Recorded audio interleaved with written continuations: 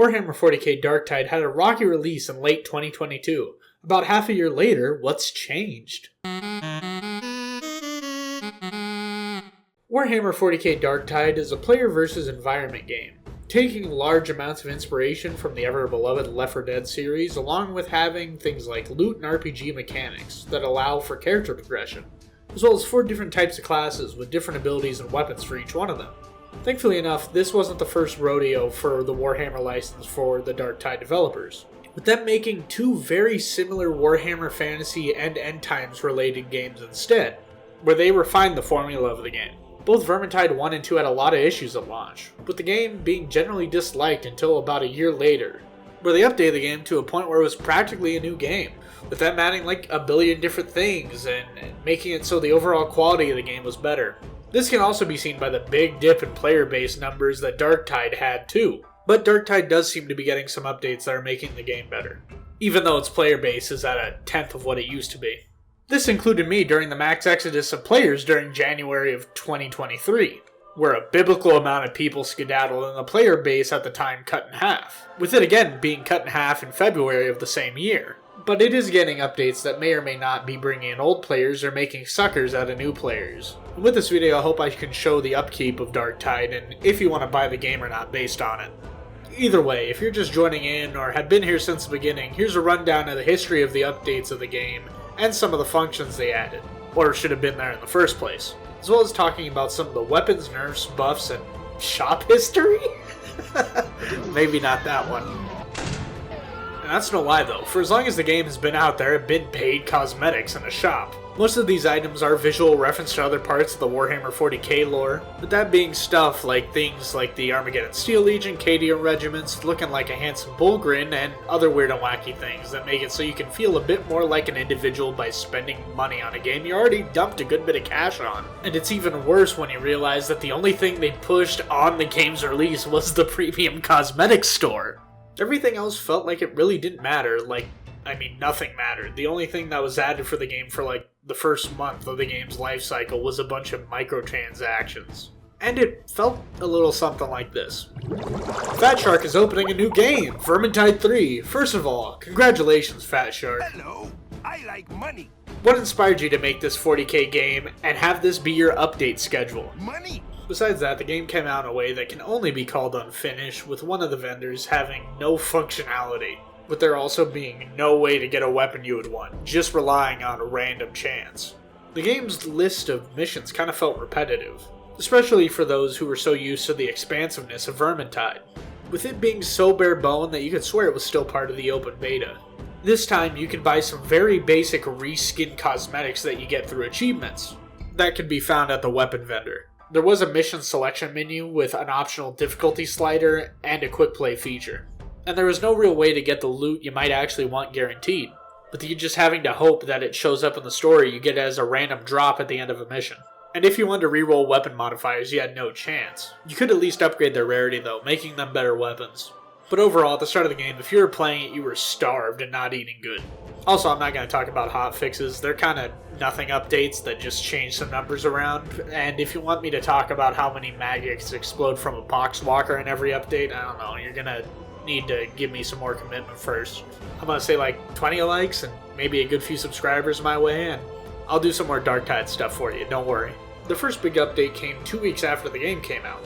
2 new weapons were added, which were power weapons for the Ogryn and Zealot. The Power Maul being one of my favorite clubs to use in video games of all time. And the Indignatus Crusher, which might be good or not, I wouldn't know. I only play Ogryn. Day in the life of a true Ogryn geezer. Wake up and greet the boss, Susan. They also brought down some of the costs of things in the premium store and added private and solo play. With how fast this came out, that just felt like content they didn't add in the initial release and were just adding in later, including adding functionality to the Shrine of the Omnissiah, making it so you can reroll a minor perk. But they did add a wacky looking plague tree though. Also, the biggest thing that happened a bit before that, Darktide's soundtrack came out on all streaming services. Seriously, one of the best things about the game has to be its soundtrack, that really captures the feelings of 40k.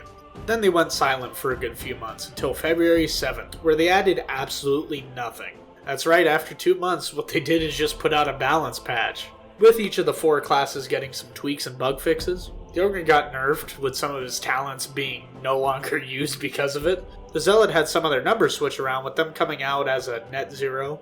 The Psyker got some of his coding issues fixed, with him getting a damage buff, with the Veteran Sharpshooter getting the same treatment. Many of the weapons got changed very slightly, with small changes and decimals being changed around. That was about it until 2 weeks later when the Blessings of the Omnissiah patch came out. And this added many needed things, with war gear sets saving your loadout, chosen talents, and cosmetics. You can even give them little nice badges so you know which one to pick for which situation. This really helps, making it so you don't need to look at the dreaded Excel datasheet to remake a build you saw once online. Brut's Armory was added, which allows the player to get whatever weapon they want as long as they have enough Ordo dockets, which are part of rewards for completing missions.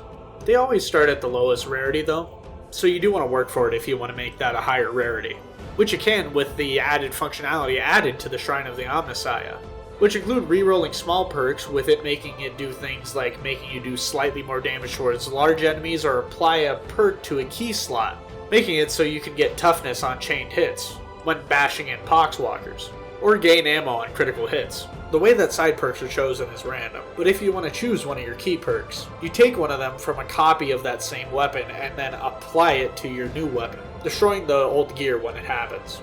After playing games like Destiny, where you had to pay $60 to hopefully get a god roll for some weapons you want, with you having to get an exceedingly rare drop, this is kinda hassle-free and still keeping it fun.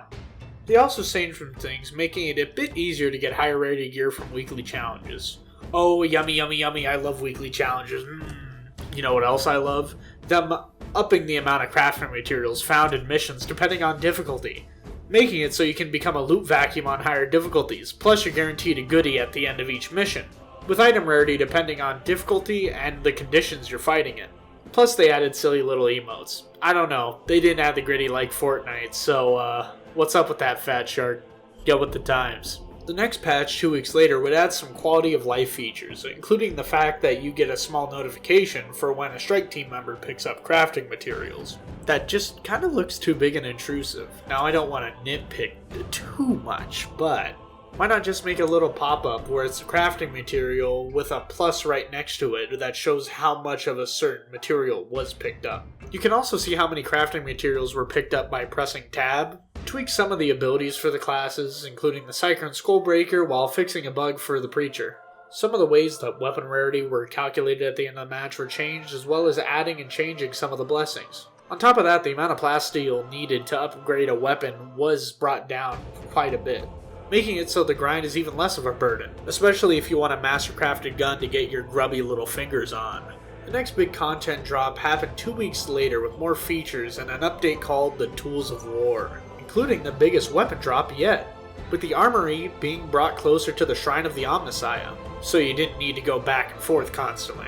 Most of the weapons added were just marks for older weapons, with them looking different and having minor stat differences, but overall still being the same weapon, making it even easier for people to get the exact sort of weapon they want. And as for the making of this video, that's about it. 15. What do you guys think about Darktide as a game, especially with their new improvements introduced through updates?